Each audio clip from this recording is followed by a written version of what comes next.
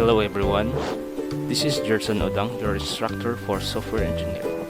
Welcome to our Agile class discussion. In this module, we will learn about Agile Methodology. We will also take a look of the methodology that were used before the Agile development model. Then we'll discuss the Agile Manifesto about the values and principles that are present in it. So let's get started. There are a lot of companies who uses Agile methodology like Amazon, Microsoft, Audible, Tangerine, Disney, Nokia, Toyota, Google, Facebook, and a lot more.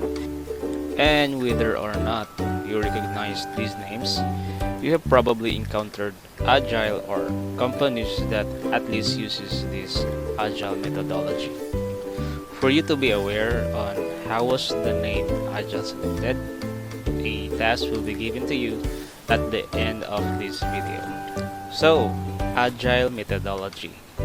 Did it happen by chance or was it inevitable? Or how Agile movement happened? For you to be aware, it's all because of application development crisis.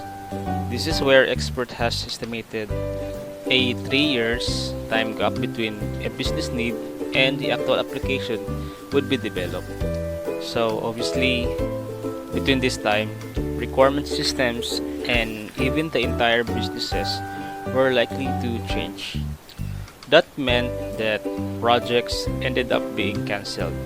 Some might have completed the projects and meet the original objectives, but didn't meet all the businesses' current needs. So throughout the whole world, software development teams started getting frustrated. They thought that the way they have been building software just isn't working. So they tried to come up and promote an iterative software development. But again, those decades are dominated with a waterfall methods. Yes, class, you heard me right. Before Agile took hold, software were built through waterfall development. It is a process where something encoded entirely from a very detailed guides, descriptions, and manuals. Think of it as a slow stage-by-stage process. To further elaborate, this is waterfall methods.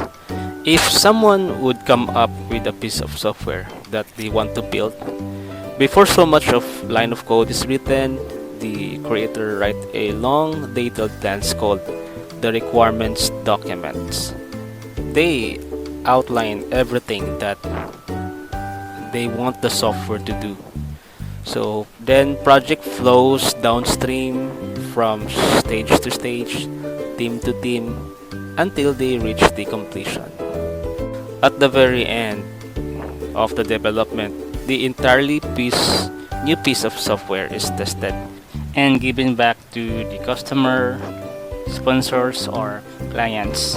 And this approach, as you've heard it, it may sound fine when you know what you wanna build, but it can be too restrictive for some projects, especially when the requirements are keep on changing. Also, waterfall prioritize bringing the complete product to the market, meaning it could take years before the teams finish the project at hand. And of course, waiting until the end of the project to test the whole thing could be problematic. If you catch a bug at the last stage, it can be messy or even fatal to try to go back and fix it. At times, some software project would get stuck and simply never release.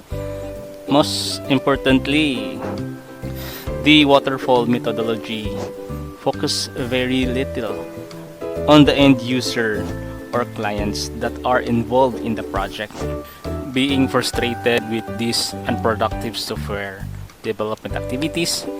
Software developers and other practitioners wanted to create a process that would give them more flexibility and release software on time. And thus, we have now the Agile methodology.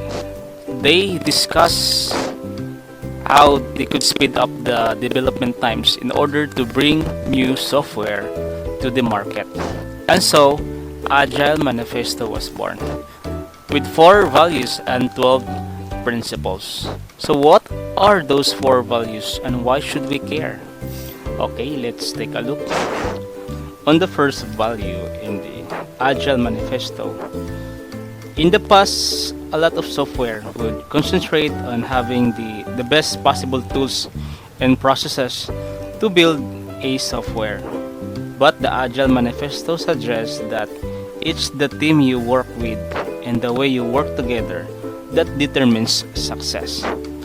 In other words, class, the Agile encourages human to leverage the skills that only we as human have: emotional intelligence and creative problem solving and critical thinking. The second value, like I mentioned when discussing the waterfall model, traditionally software development processes often focus on the extensive documentation even before a line of code is written. However, in agile software development, getting software in the hands of the customer is the highest priority. The third value, customer collaboration over contract negotiation. A very long time ago, class, contracts were kings. They dictated what to be delivered in the end, which left a lot of room for mismatched expectation. The agile approach gives importance to customer-centric product development practices over the product-centric approaches. According to Agile Manifesto, the focus should be on the continuous development. The last value is responding to change rather than following the plan. Imagine, class, if you have to draw a roadmap and it would never have to be changed at all. In the past, that is exactly what happened. There was no room for incorporate new requirements, and requirements are always shifting and priorities are never static. That's why Agile Manifesto encourage frequent reviewing and retooling of current plans based on the new information that the team is continually gathering. So the road is no longer a static document. It becomes a dynamic strategy. So class, those are the 4 epic rules that were drafted. With that said, it's important to note that the Agile Manifesto ends by noting that all of the things mentioned are important, that just some things must be prioritized over the others. So much for the values. Let me walk you through these 12 principles quickly.